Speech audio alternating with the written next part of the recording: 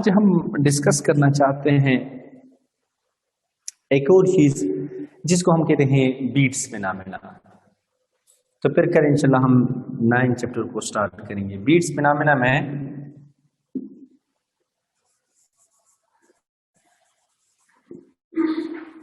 Beats phenomena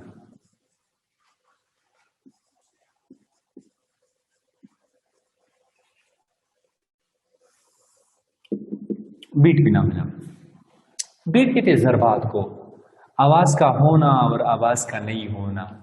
ठीक है ना, जिस तरह हम कहते हैं ठक ठक के आवाज का होना और आवाज का ना होना, यही असल में क्या कहलाते हैं? बीट कहलाते हैं। और ये कब हमारे साथ होता है?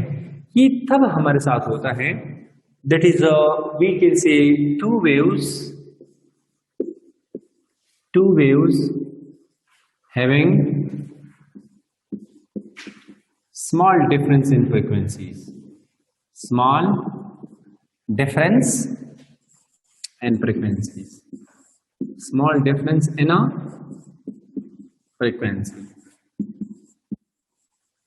जिसकी फ्रीक्वेंसी में स्मॉल डिफरेंस हो। क्लियर है? There should not be small difference. और ये जो डिफरेंस इन फ्रीक्वेंसी है, this difference in frequency, that is f2 minus f1, should be less than equal to, we can say 10 hertz, 10 hertz। अगर इससे ज्यादा होंगे तब हमारे साथ बीट्स तो पैदा होंगे लेकिन हम ऑब्जर्व नहीं करेंगे। क्लियर है? मैं आपको समझाता हूं कि इसका क्या मतलब है। यूजुअली हमारे साथ 2 साउंड्स होती हैं और ये साउंड्स कौन पैदा करते हैं? लेबोरेटरी में हम ट्यूनिंग फोर्क की मदद से हम मालूम कर सकते हैं। और ये जो ट्यूनिंग फोर्क होता है, यू नो वेरी वेल, ये बिल्कुल एक क्लूज आर्गन पाइप की तरह बिहेव करता है, जिसका एक एंड क्या होता है? ओपन होता है और एक क्या होता है? शाबाश, फ्रीक्वेंसी क्लूज होता है। सो ये एक ट्यूनिंग फोर्क ए है जिसकी फ्रीक्वेंसी है, फॉर एग्जाम्पल मैं कहता हूँ 10 हर्ट्ज। कितनी? शाबाश, 10 हर्ट्ज है। और we have another tuning fork B that is equal to, we can say 30 hertz. How much hours? We can say 30 कितनी हर्ट्ज के हैं? 30 हर्ट्ज के। तो tuning fork A एक सेकंड में कितने साइकिल बनाएंगे? 10 साइकिल। और ये कितने बनाएंगे? तो जब हम दोनों को एट अ टाइम साउंड करेंगे तो इन दोनों में डिफरेंस है। तो कभी कंस्ट्रक्टिव इंटरफेरेंस होगा, कभी हमारे साथ क्या होगा? डिस्ट्रक्टिव। जहां पे कंस्ट्रक्टिव इंटरफेरेंस उधर आवाज लाउडनेस होगी, जहां पे डिस्ट्रक्टिव इंटरफेरेंस उधर नो लाउडनेस। यहां पे जो नंबर ऑफ बीट्स हैं, नंबर ऑफ बीट्स लोग ऐसे मालूम करते हैं कि f2 माइनस और f1। सो कितने बीट्स पैदा होंगे? शाबाश, that is equal to 30 minus 10 कितने होंगे? 20 बीट्स पर सेकंड पैदा होंगे एक सेकंड में। एक सेकंड में 20 दफा आवाज होगी, आवाज नहीं होगी, आवाज होगी। तो ये बहुत ज्यादा मुश्किल है हमारी कान को। देखो ना, अब हमारी कान इसको अच्छी तरह से ऑब्जर्व कर सकते हैं। सॉरी, आवाज से आवाज ये अभी भी कर सकता है, लेकिन अगर मैं बहुत ही तेज करूंगा तो फिर हमारी कान को एक ही आवाज सुनाई देगा। क्लियर है ना? हमारी कान को फिर महसूस ही नहीं होगा। इसलिए यहां पे पैदा तो होंगे 20 बीट्स पर सेकंड, लेकिन ऑब्जर्व कितने होंगे कान को? शाबाश, 0। क्यों? क्योंकि ये डिफरेंस 10 से क्या है? शाबाश, वीकेंड से ज्यादा है। क्लियर है ना? सो हमारे साथ बीट्स ऐसे पैदा हो सकते हैं जहां पे हमारे साथ क्या होते हैं? शाबाश, वीकेंड से डिफरेंट फ्रीक्वेंसी क्या होनी चाहिए? शाबाश, we can say that is equal to, we can say how much? That is 10 के बराबर होंगे। फॉर एग्जाम्पल बेटा, हमारे साथ एक ट्यूनिंग फोर्क ए है जिसकी है फ्रीक्वेंसी, फॉर एग्जाम्पल मैं कहता हूँ 32 हर्ट्ज। कितनी? शाबाश, 32 हर्ट्ज। और दूसरी ट्यूनिंग फोर्क भी है, इसकी है 36 हर्ट्ज। कितनी है? शाबाश, फ्रीक्वेंसी 36 हर्ट्ज। तो एक सेकंड में 4 दफा हमें आवाज सुनाई देगा और 4 दफा हमें आवाज नहीं सुनाई देगा। तो फॉर एग्जाम्पल बेटा, जरा आप हम पहले ऐसे करते हैं ना, t इज इक्वल टू 1/4 को हम लेते हैं। t is equal to, we can say 1/4 second पे, सेकंड के चौथाई हिस्से पे हम देखते हैं कि क्या कंस्ट्रक्टिव इंटरफेरेंस होगा या डिस्ट्रक्टिव होगा। तो आप जरा एन ए मालूम करो, एन ए की कितने वेव्स बनाएंगे? कितने वेव्स बनाएंगे? समझ में बात आएगी ना। तो सेकंड के चौथाई हिस्से में ये कितने वेव्स बनाएंगे बेटा? सेकंड के चौथाई हिस्से में 32 पे आप आ जाओ। तो एक में कितने बनेंगे? आधे में 32 और फिर आधे के आधे में 8 बनाएंगे कि नहीं बनाएंगे? सो मतलब ये 8 साइकिल बनाएंगे इस टाइम में। कितने साइकिल बनाएंगे शाबाश? 8 साइकिल बनाएंगे कि नहीं बनाएंगे? क्लियर है ना यार? ये कौन सा है? ये सेकंड का चौथाई हिस्सा है। सो ये एक सेकंड में कितने बनाएंगे? 32। तो आधे में कितने बनाएंगे? 1/2 में 16। और आधे के आधे में कितने बनाएंगे? 8 बनाएंगे कि नहीं? तो आधे का आधा 1/4 सेकंड हो गया ना। तो सेकंड के चौथाई हिस्से में इन्हें कितना बनाएंगे? शाबाश बिगिन से 8 साइकिल बनाएंगे। अच्छा, एक साइकिल में कितना वेवलेंथ होता है? एक होता है कि नहीं होता है? तो 8 साइकिल में कितना वेवलेंथ होंगे? तो इसका जो पाथ है ना, पाथ D1 वो कितना होंगे? शाबाश 8 लेम्डा होंगे। कौन सा होंगे? शाबाश बिगिन से 8 लेम्डा। अच्छा, यहां पे आ जाओ इसके लिए, इन बी के लिए शाबाश।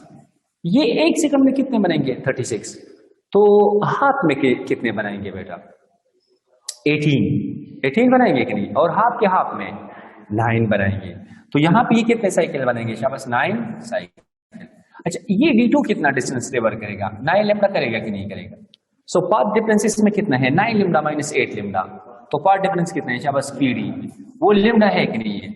और लेम्डा किसके लिए कंडीशन है? कंस्ट्रक्टिव इंटरफेरेंस के लिए या डिस्ट्रक्टिव इंटरफेरेंस के लिए? इसका मतलब है कि T=4 पर ये दोनों किस तरह इंटरफेरेंस करेगा? शाबाश we can say constructive interference करेगा। कौन सा इंटरफेरेंस करेगा? कंस्ट्रक्टिव इंटरफेरेंस करेगा। इस तरह आप से आप टाइम को इसमें देखेंगे तो आपको एक सेकंड में 4 दफा कंस्ट्रक्टिव इंटरफेरेंस मिल जाएगा और 4 दफा कौन सा इंटरफेरेंस मिल जाएगा? शाबाश we can say destructive interference मिल जाएगा। ये जो फिनोमेना है ना, जहां पे आवाज का होना और ना होना due to the constructive and destructive interference, this phenomena is known as what शाबाश we can say beat phenomena. और ये क्यों होता है? बिकॉज ऑफ व्हाट शाबाश small difference in frequency. Frequency में स्मॉल डिफरेंस होती है, इसकी वजह से आवाज कभी होता है और आवाज कभी नहीं होता है। अब यहां पे आ जाओ बेटा हमारे साथ। तो इसको सही तरीके से विजुअलाइज करने के लिए हम इसको यूज स्टडी करते हैं कि y1 is equal to we can say for example 10 sin into we can say 500/t। For example ये एक वेव है, ये क्या है शाबाश? एक वेव है। और y2 is equal to we can say 10 into we can say sin into 5 we can say 10πt। इस तरह आ गया। क्लियर है ना? ये दो वेव्स हैं, ये दो वेव्स है, इसके फ्रीक्वेंसी में थोड़ा सा फर्क है। देखो इसका फ्रीक्वेंसी क्या है, जरा आप इसको ω1 के साथ कंपेयर करो। ω1 ωt है ना, इसका स्टैंडर्ड फॉर्म sin ωt है, तो वो किसके बराबर है? 500πt के बराबर है। तो यहाँ पे ωt के साथ कैंसिल हो गया, तो ओमेगा किसके बराबर है? 2πf। तो यहाँ पे इसकी जगह मैं लगाऊंगा 2π and we can say f1, और ये क्या बन गया? 500π। तो ये इसके साथ कैंसिल, तो f1 कितना बन जाएगा शाबाश? 250 हर्ट्ज बन जाएगा कि नहीं बनेगा? This is frequency of f1। इस तरह से f2 को आप जरा कीजिए शाबाश, इसको भी कंपेयर करो। 2πf2 into we can say t is equal to 5/10π into we can say t के साथ कैंसिल हो जाएगा, 5 के साथ कैंसिल हो जाएगा। f2 किसके बराबर है शाबाश? 510/2। 255 आएंगे कि नहीं? यहाँ से आ गया 255 into we can say hertz. So कितने नंबर ऑफ बीट्स पैदा होंगे? f2 number of beats n is equal to f2 minus what शाबाश वी कैन से f1। सो कितने होंगे? 255 माइनस वी कैन से 250 हो जाएंगे कितने शाबाश? वी कैन से 5 बीट्स पर वी कैन से सेकंड हो जाएंगे नंबर ऑफ बीट्स। क्लियर है? क्लियर है ना? ये जब दो वेव्स आपस में सुपर इम्पोज हो जाएंगे एक दूसरे पर, so there is small difference in frequency and that should be equal to we can say 5 hertz 5 beats पर सेकंड हमारे साथ पैदा होंगे। अब आपको मैं इसका एक आसान तरीका बताता हूँ। जब भी आप इस तरह की वेव्स को देखें ना, जरा आप यहाँ पे देखिए शाबाश, यहाँ पे ये कितना है शाबाश? वी कैन से 510 कितना है? 510। और उधर कितना है बेटा? 5। तो यहाँ से कितना बनेगा? 10/2 से कितना आएगा? 5 बीट्स पर सेकंड आएंगे। बस आप इसको सिंपल ऐसे करो। हाइयर से क्या करो? लोअर को माइनस करें। आप इस तरीके से ना करें, बस डायरेक्ट हाइयर से लोअर को माइनस करो, डिवाइड बाई क्या करें? 2 करें, that is equal to the number of beats which is produced per second. So अगर आप इन दो वेव्स को, ये कोई ट्यूनिंग पोर्ट है, कोई भी दो वेव्स हैं, तो 1 सेकंड में आपको 5 दफा आवाज सुनाई देगा और 5 दफा आपको नहीं सुनाई देगी। जो नहीं सुनाई देगा इसका तो वैसे भी हमें पता नहीं चलेगा, लेकिन हम कहते हैं कि हमें 1 सेकंड में 5 दफा आवाज सुनाई देगा। क्लियर है ना? This phenomena is known as what शाबाश we can say beat phenomena. Clear है बेटा? आसान है ना, ये तो कोई मुश्किल तो मेरे ख्याल में नहीं है। अक्सर इसमें इस तरह के आते हैं। अच्छा, फॉर एग्जाम्पल आपसे मैं यहाँ पे एक और क्वेश्चन लिखता हूँ, डायरेक्ट आप मुझे बताइए शाबाश।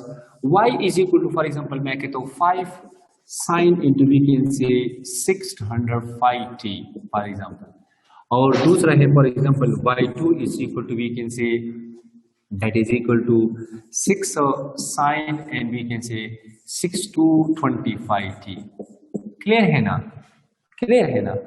हाँ, अच्छा जरा मुझे बताइए शाबाश, कितने नंबर ऑफ बीट्स ऑब्जर्व होंगे?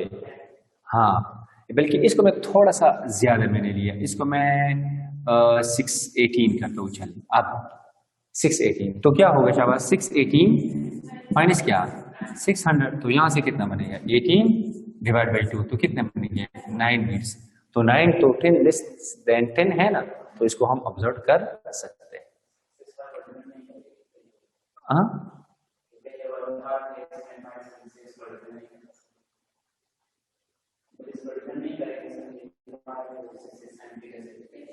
नहीं, इसका आप एम्पलीट्यूड के साथ आपको कोई लेना देना नहीं है, बस आपने 618 से क्या करना है 600 को सब्ट्रैक्ट करना है और 2 के ऊपर तकसीम करना है। That is the number of beats. ये नंबर ऑफ बीट्स में इस तरह आते हैं। अच्छा, इसमें एक और क्वेश्चन इस तरह आते हैं कि हमारे साथ वी कैन से, ये मेरे साथ एक ट्यूनिंग पोर्ट ए है, ये मेरे साथ क्या है शाबाश एक ट्यूनिंग पोर्ट ए है, और इसकी जो फ्रीक्वेंसी है वो फॉर एग्जांपल मेरे साथ क्या है शाबाश, दिस इज पी मेरे साथ है, इसकी है 512 hertz. This is the frequency of tuning port A. Clear है? और हमारे साथ यहाँ पे क्यू हमारे साथ एक दूसरा है, क्यू मेरे साथ क्या है दूसरा है। जब हम इन दोनों को आपस में साउंड करेंगे तो यहाँ पे नंबर ऑफ बीट्स कितने पैदा हो रहे थे शाबाश? वी कैन से 4 पैदा हो रहे थे। कितने पैदा हो रहे थे शाबाश? वी कैन से 4 पैदा हो रहे थे। अच्छा, अब ये कहते हैं कि हमने फिर इस ट्यूनिंग पोर्ट बी के ऊपर, ये बी है और ये मेरे साथ क्या है ए है, इसके ऊपर हमने कुछ वेग्स लगा दिया। क्या लगा दिया शाबाश? वी कैन से वेग्स। तो फिर नंबर ऑफ बीट्स कितने पैदा हो गए शाबाश? वी कैन से 3। वो कहते कि what is the frequency of the tuning fork B, tuning fork B की फ्रीक्वेंसी क्या है? तो फिर इसके लिए आपने इस फॉर्मूले को इस्तेमाल करना है, n is equal to frequency of the loaded, frequency of what शाबाश? We can say loaded minus frequency of the unloaded, frequency of the what शाबाश? अनलोडेड। इसको आपने इस तरह इस्तेमाल करना है। तो नंबर ऑफ बीट्स यहाँ पे कितने हैं? 4 है, और प्लस फ्रीक्वेंसी ऑफ अनलोडेड शाबाश, फ्रीक्वेंसी ऑफ अनलोडेड कितने हैं बेटा?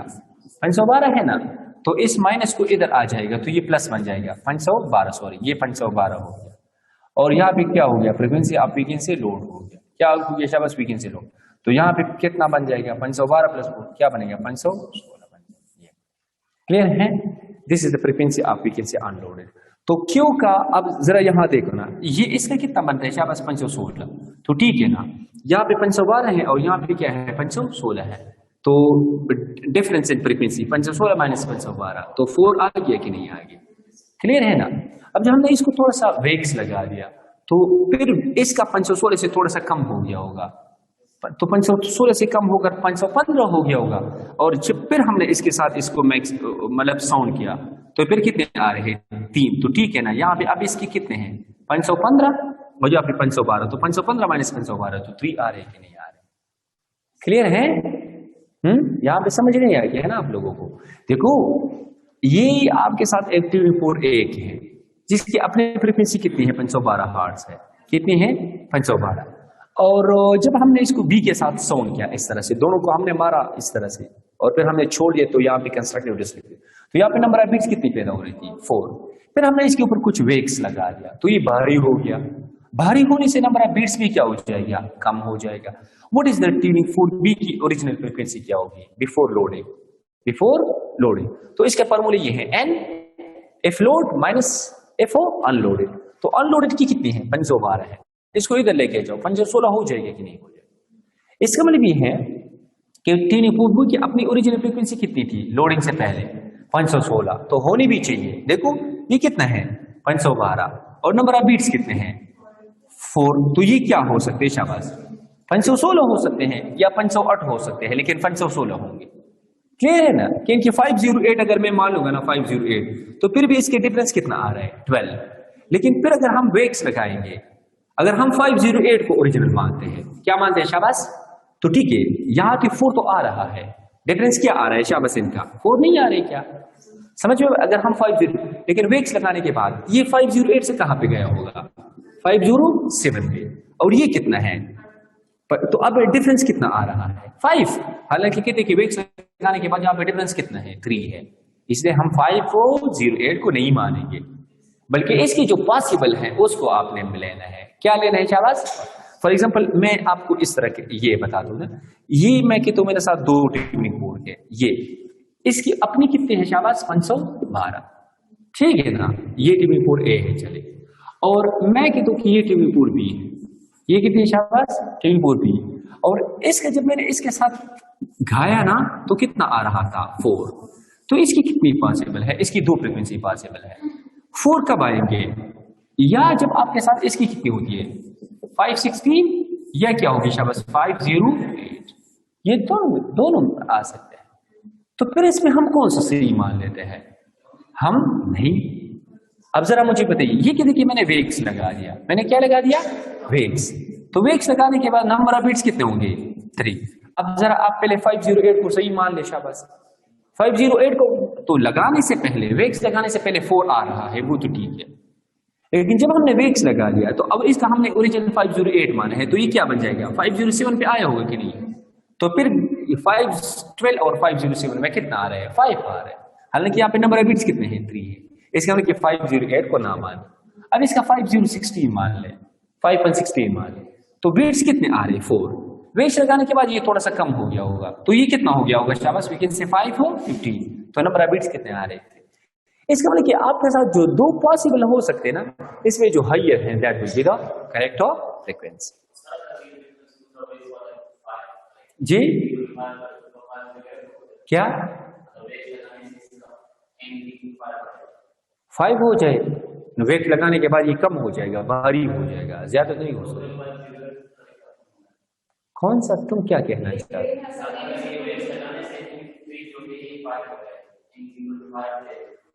कैसे, बेवकूफ इंसान पहले नहीं लगाए हैं 4 है, और वेट लगाने के बाद नंबर ऑफ बीट ज्यादा हो जाएंगे, सवाल ही पैदा नहीं हो जाते, वो तो भारी हो जाएगा, कम हो जाएगा इसका। This is we can say what शाबाश about we can say the beat phenomena. तो बीट आपके साथ इस तरह के कोई एक एमसीक्यूज एक्सपेक्टेड है कि किस तरह आ जाएगी, वो मैंने आप लोगों को 2 तरीके मैंने आपको इसका बता दिया।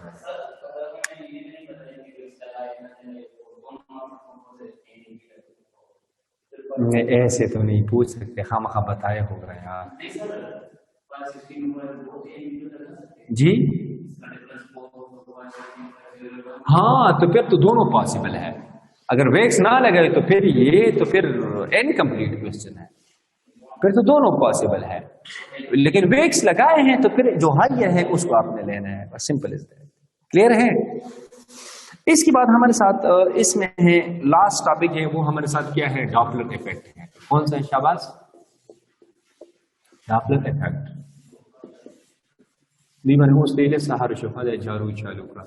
डॉपलर इफेक्ट, डॉपलर इफेक्ट हमारे साथ तो बेटा याद रखो, इसमें से अक्सर बाज़ औक़ात सीधे सीधे फॉर्मूले आते हैं डॉपलर इफेक्ट से, याद रखो।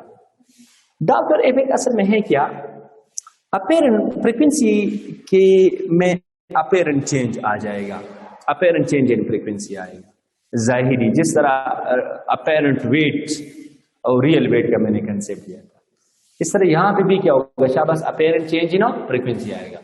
और ये अपेरेंट चेंज किसकी वजह से आता है, रिलेटिव मोशन की वजह से आता है, relative motion of the observer, source या बोथ, या तो ऑब्जर्वर की वजह से आएगा या सोर्स की वजह से आएगा या दोनों की वजह से आएगा।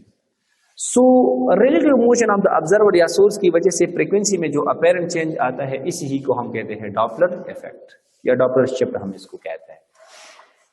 जरा मुझे एक बात बताइए, हमारे साथ इसमें कुछ मुख्तलिफ केसेस हैं, हम इसको डिस्कस करते हैं।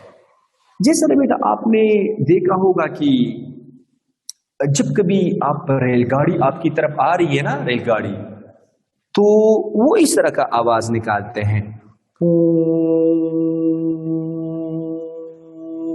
आपको क्या महसूस हो रहा है कि देखो ये आवाज वक्त के साथ साथ बढ़ रहा है क्या? हालांकि आवाज जो रेलगाड़ी है वो वक्त के साथ साथ तेज निकालता है, या वो एक ही आवाज निकालते हैं?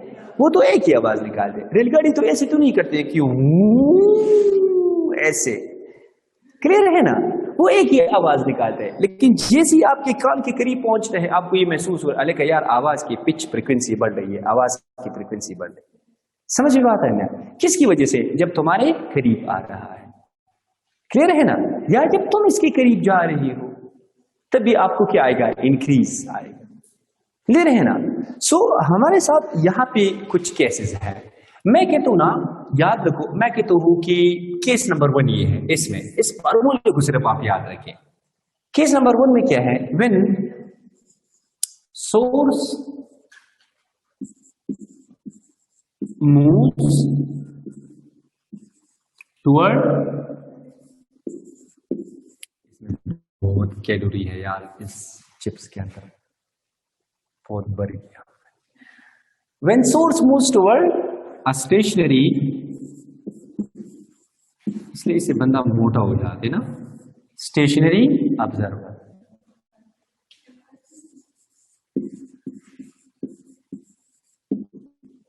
When what शाबाश? When a source moves toward a stationary observer, मतलब किस तरह का सिचुएशन है? आप बिल्कुल आराम से बैठे हो ना, रेलगाड़ी तुम्हारी तरफ आ रही है ऐसे, ओ ऐसे, क्लियर है ना?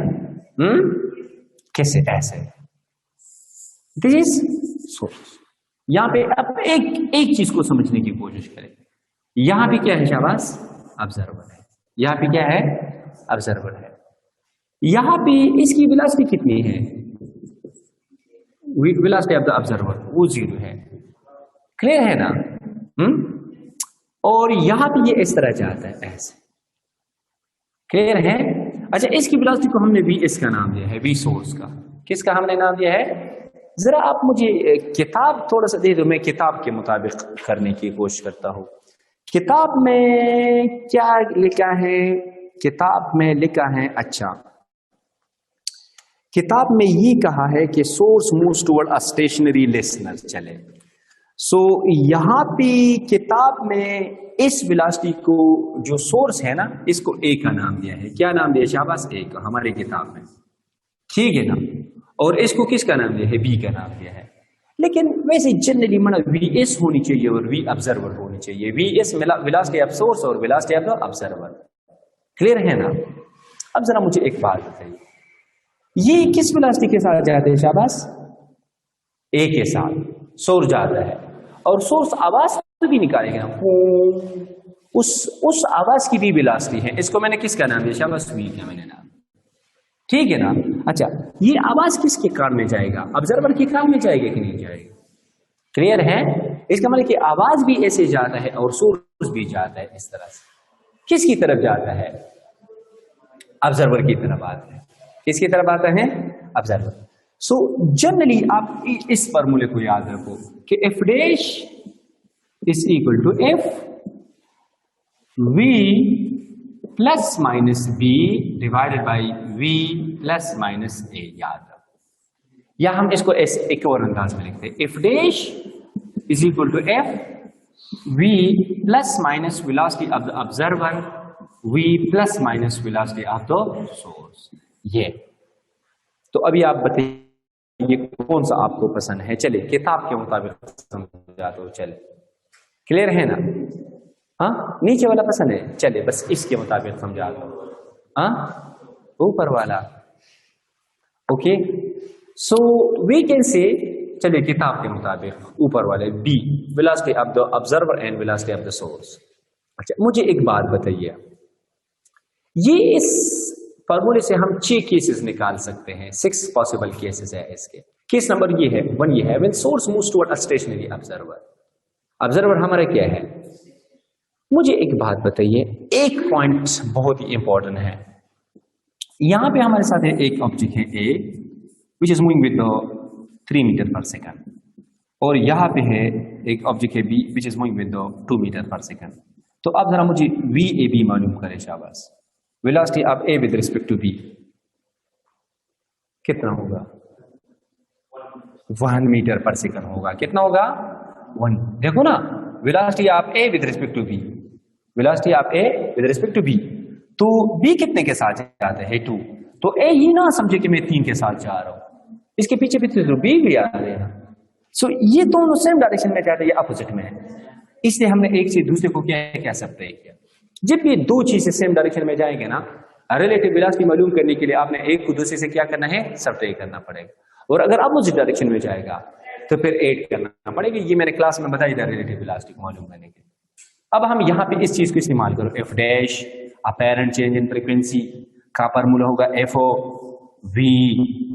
बी क्या है? B is the velocity of the listener observer, वो तो स्टेशनरी है, तो वो क्या होगा? शाबाश साहब, प्लस माइनस क्या करो? 0 करो, प्लस करो माइनस करो, कोई फर्क नहीं पड़ेगा। अब नीचे आ जाओ, वी। अब जरा मुझे बताइए ना, वी के साथ मैंने वेलोसिटी ऑफ सोर्स को क्या करना है, या प्लस या माइनस? सो ये देखो, वी ऐसे जा रहे कि नहीं जा रहे, और ए भी ऐसे है, तो दोनों सेम डायरेक्शन में, अपोजिट में है, तो प्लस या माइनस? क्लियर है? समझ में बात आ रही ना? सो हम ऐसे लिख सकते हैं कि if v divide by v minus o. अब जरा यहां पे देखिए, यहां पे नीचे डिनोमिनेटर में v से कुछ ना कुछ चीज मनफी हो रहा है, v से कुछ ना कुछ चीज मनफी हो रही है, तो यहां पे ये चीज क्या होगा? कम, और ऊपर चीज होगा ज्यादा। ज्यादा होगा कि नहीं होगा? इसका मतलब ये है कि इस ब्रैकेट के अंदर जो चीज है वो 1 से क्या होगा? ज्यादा। 1 से ज्यादा मतलब 2, 3 समथिंग होगा। तो फिर हम क्या कहते हैं कि F dash is equal to क्या बनेगा? या तो 2f होगा या 3f होगा, वगैरह वगैरह। क्लियर है ना? तो ठीक है ना, जब कोई सोर्स जाएगा किसकी तरफ जाएगा? लिसनर की तरफ, तो अपैरेंट चेंज में क्या आएगा? राइज जाएगा कि नहीं आएगा?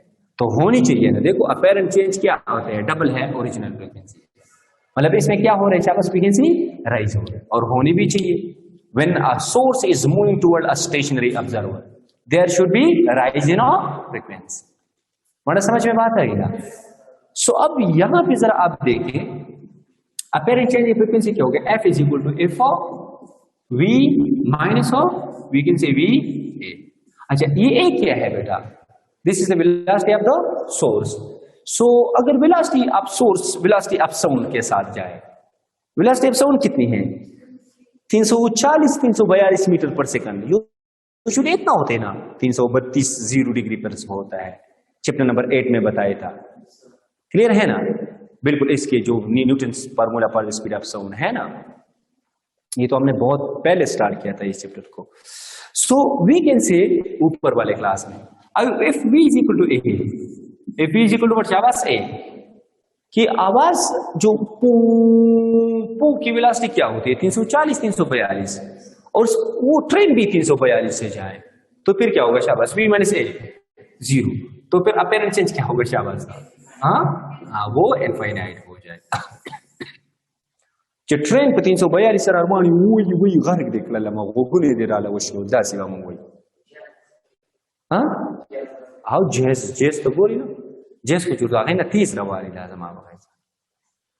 क्लियर है ना? वो तो 720 730 नो जा चले दे खुली सर 30 सो चुका गेटिंग माय पॉइंट। अच्छा, लेकिन ऐसे नहीं आते, वो इस तरह के थे कि for example for a is equal to b by 2, v by 2। समझ बात है ना? मतलब सोर्स की वेलोसिटी ये हाफ है साउंड के मुकाबले में, तो फिर क्या होगा? शाबाश, अपैरेंट चेंज इन फ्रीक्वेंसी क्या बनेगा? f v minus v by 2 ऐसे बनेगा। अब कितना अपैरेंट चेंज इन फ्रीक्वेंसी आएगा? f इज इक्वल टू, यहां पे एलसीएम क्या बनेगा? 2v minus v, 2v minus v, तो यहां पे क्या बनेगा? शाबाश, v डिवाइड बाई क्या बनेगा? v डिवाइड बाई 2 बनेगा ना, तो ये ऊपर जाएगा कैंसल, तो ये उधर जाएगा, तो क्या बनेगा? 2f का डबल होगा। फिर है तो अगर कोई सोर्स हाफ आप साउंड वेलोसिटी से जाए, हाफ आप किससे जाए? शाबाश, साउंड वेलोसिटी से जाए, मतलब 320 की बजाय 340 की बजाय 120 मीटर पर सेकंड से जाए, तो अपेरेंट चेंज इन फ्रीक्वेंसी क्या हो जाएगी? शाबाश, फ्रीक्वेंसी डबल हो जाएगी। ये जब आ रहा था या जा रहा था? आ रहा था। क्लियर है? अब ये कहते कि मैं खप्पा हो गया, मैं खप्पा हो गया। ठीक है, जब जनाब ये सरकार जी खप्पा हो जाए ना, सोर्स ये ऐसे जाएगा, किस वेलोसिटी के साथ? ए के साथ। पर आवाज तो छोड़ेगा ना, मैं जा रहा हूं, आवाज तो छोड़ेगा। और आवाज किसके कान में पड़नी चाहिए? ऑब्जर्वर के। समझ में बात है ना? तो ये आवाज को यूं छोड़ेगा ऐसे। मैं जा रहा हूं तो किसी को तो पता तो चल जाए ना कि वो जा रहे। तो यहां पे क्या होगा? शाबाश, फ्रीक्वेंसी भी। ये कौन सा केस है? केस नंबर 2 है। when observer is moving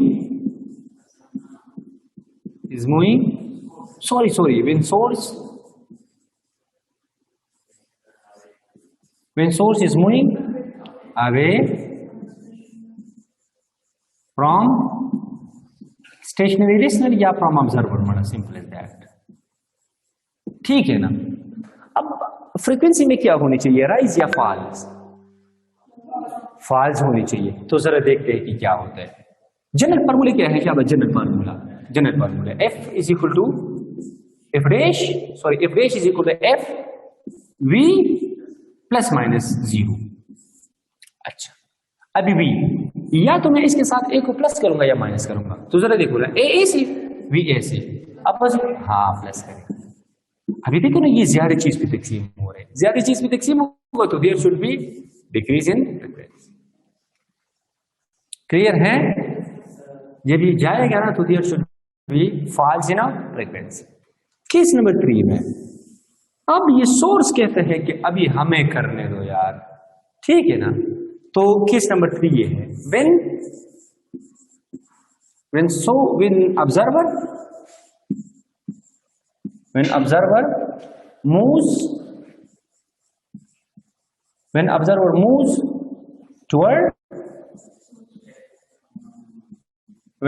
moves toward a stationary source,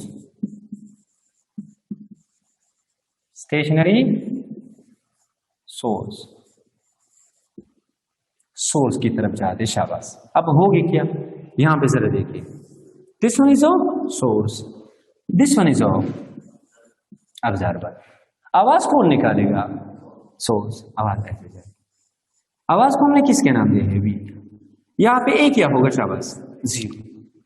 और ये सोर्स इसकी तरफ ऐसे आ रहे हैं, किस वेलोसिटी के साथ? बी के साथ। क्लियर है ना? सो यहां पे अपेरेंट चेंज क्या होगा? शाबाश, अपेरेंट चेंज बताइए आप। F dash is equal to F, फिर क्या होगा? वी प्लस बी या माइनस बी। देखो वी ऐसे जा रहे हैं और बी ऐसे है, तो अपोजिट डायरेक्शन नहीं है, तो क्या होगा? वी प्लस बी, और साथ में क्या होगा? वी होगा। तो राइज आ गया या फॉल्स आ गया? हाँ, तो होनी भी चाहिए ना, होनी चाहिए कि नहीं चाहिए? There should be rise in frequency. यार ऑब्जर्वर कहते कि मैं भी खप्पा हो गया, क्या माना यार। समझ में बात आई ना? सो केस नंबर 4 में ये है कि when observer moves away from source, stationary source. Clear है ना? कैसे होगा कहानी? This one is of source, this one is of source. इसकी वेलोसिटी ए क्या है? शाबाश, वो तो है 0। आवाज ऐसे निकालेगा ना आवाज इसमें। चलिए यहां पे क्या है? ऑब्जर्वर है, वो कैसे जाते हैं? ऐसे। किस वेलोसिटी के साथ? बी के साथ। क्लियर है ना? जब बी के साथ जाएगा ना तो आप फ्रीक्वेंसी का फार्मूला लिखो। शाबाश, F is equal to F dash is equal to F V minus B या प्लस बी। हाँ देखो आप, वी तो ऐसे ना, ठीक है ना? तो दोनों सेम डायरेक्शन में, तो V minus B divide by क्या? शाबाश, we can say V, there should be we can say falls. समझ में बात आ रही है? अब दोनों ने एक दूसरे को मना लिया, कहते कि आ जाओ यार, बस ऐसे नहीं करते, ठीक है ना? तुम भी आ जाओ, मैं भी आ जाऊं, थोड़ा सा 2-2 कदम। तो केस नंबर 5 में क्या है? कि ये दोनों एक दूसरे के करीब आ रहे हैं। मेरा गुमान था कि मेरा ये भ्रम था कि मेरे पास तुम हो, वही चीज है। सो यहां भी क्या है शाबाश, वी कैन सी सोर्स है। तो when both source and observer moves toward each other, जी हाँ जी, क्या ये ऐसे जाएगा केस नंबर 5 में, ये इसकी तरफ आ रहा है और ये भी क्या करेगा शाबाश, ये भी इसकी तरफ हो आएगा। क्लियर है ना? अच्छा, अब इसकी वेलोसिटी को मैंने किसका नाम दिया है, ए का, और इसकी वेलोसिटी को हमने बी का। और ये आवाज कैसे निकालेगा, वो आवाज तो ऐसे निकालेगा। तुमने वी के साथ सारा कंपैरिजन करना है, वी के साथ। तो एफ डैश क्या बनेगा शाबाश, F dash is equal to F. अच्छा, अब कोई भी चीज जीरो नहीं है, पहले अब जरा देखो v प्लस v करना पड़ेगा या माइनस v? हाँ प्लस, क्योंकि अब b के साथ v किस डायरेक्शन में है, अपोजिट में है, तो क्या बनेगा यहाँ बस v प्लस हो v, और a के साथ किस में है, that is when both is moving toward each other. Clear है? When both are moving toward each other. और आखिर में आखिरी केस बहुत खतरनाक है, वी कैन से दोनों ने कह दे कि जाओ मड़ा बस करो, वजीर हम नहीं निभा सकते हैं, अल्लाह ताला हम सबको बचाए इन हालात से। सो वी कैन से हमारे साथ दिस वन इज सोर्स कहते कि मैं गया, मैं कहते तू गए लेकिन मैं तो नहीं जाऊंगा बेटा इतना आसानी के साथ। सो वी कैन से ये कहते कि मैं भी गया, ये कहते हैं कि मैं, दानिश कहते हैं मैं भी गया, महविश कहते हैं मैं भी गया। ठीक है, तो अब कौन सी सिचुएशन होगी शाबाश, we can say this one, ये इसके साथ जाएगा, किसके साथ जाएगा, बी के साथ, और एक दूसरे को तो आवाजें तो देंगे ना, देखते हैं फिर कहीं मिलते हैं, तो आवाज तो जाएगा ऑब्जर्वर के कान में, और इसको हमने क्या नाम दिया शाबाश, वी कैन से बी का मैंने नाम दिया है। तो यहाँ पे बिल्कुल आखिरी बात है, और आखिरी बात के साथ साथ हम कहते हैं कि f is equal to we can say F dash is equal to we can say f हो जाएगा। यहाँ पे अब थोड़ा सा आपने देखे नहीं कि v के साथ हम प्लस करेंगे या माइनस करेंगे। सो पहले b पे आ जाओ, तो b के लिए v क्या है शाबाश, सेम डायरेक्शन में है, तो v माइनस ऑफ b, और a के साथ किस डायरेक्शन में है शाबाश, v plus we can say a। ये जनाब था चैप्टर नंबर 8, और महविश और जो क्या नाम था वो भी एक दूसरे से खत्म हो गया, कहानी यहाँ पे क्या हो गया, खत्म हो गया।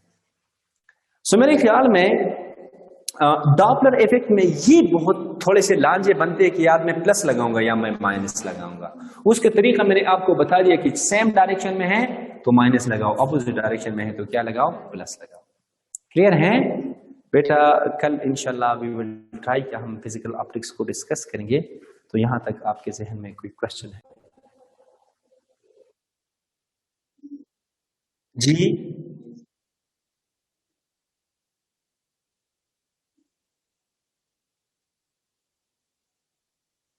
जी जी, तो 10 तक, अब 10 तक बिल्कुल एलोबल है, लेकिन बाज किताबों में लिखे हैं कि 10 से कम होनी चाहिए, बाज में लिखे कि 10, लेकिन बस मैं इससे मैं कहता हूं कि 10 से कम होनी चाहिए। बाज किताबों में इस तरह लिखा है कि ऑब्जर्व होंगे जब 10 से कम होगा।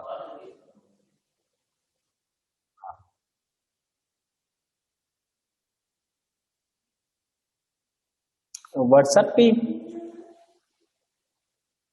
चले मैं देखता हूँ ये किस तरह, असल में मैं बीमार था ना तो 3-4 दिन से, तो इसलिए।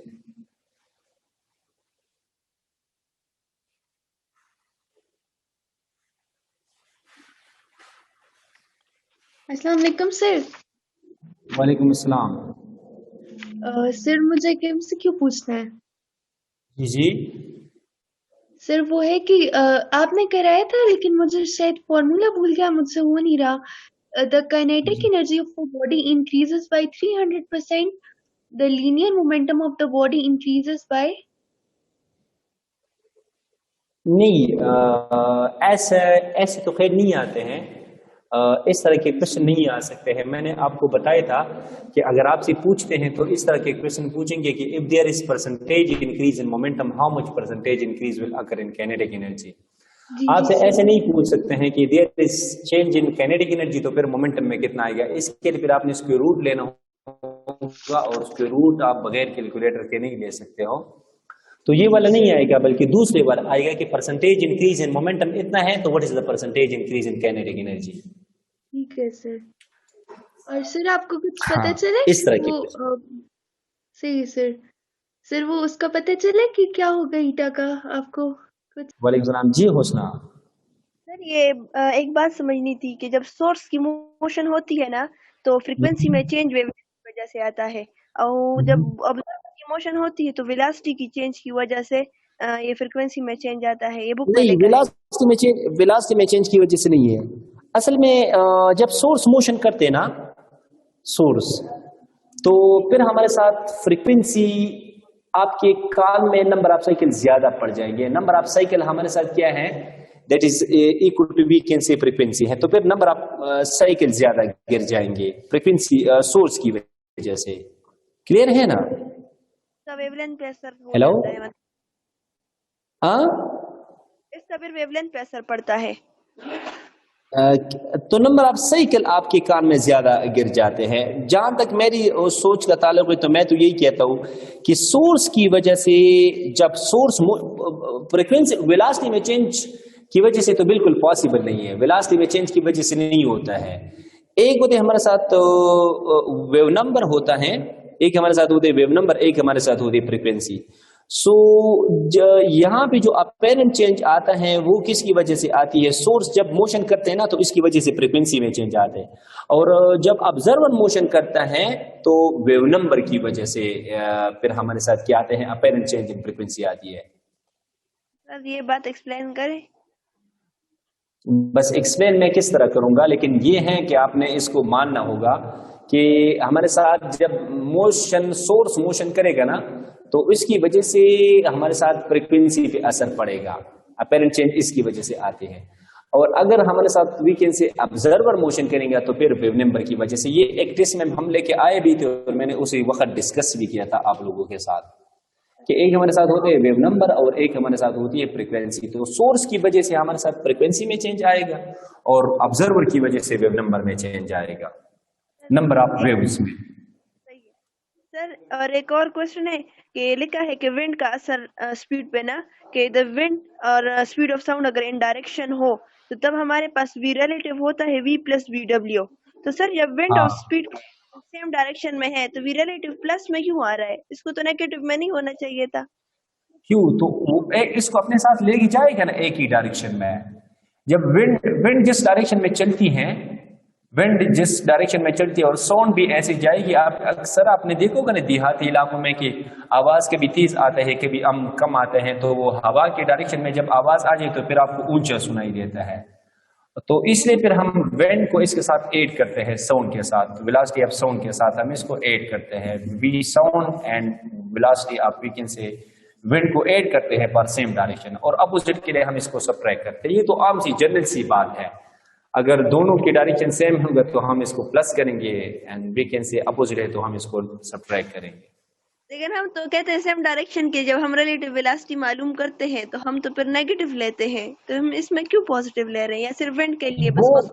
हम इसके मैग्नीट्यूड वाइज बात करते हैं, मैग्नीट्यूड की हम बात करते हैं। आप रिलेटिव उस वेलोसिटी पे ना जाइए जो हम सेम डायरेक्शन में है, फिर हम इसको माइनस लेते हैं।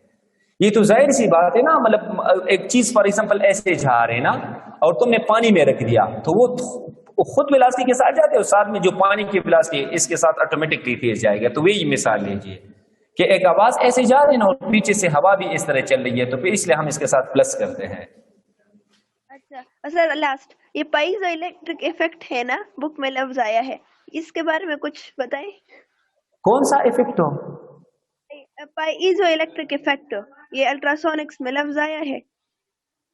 मैं तो नहीं सुन पा रहा हूँ, आप क्या कहना चाहते हो?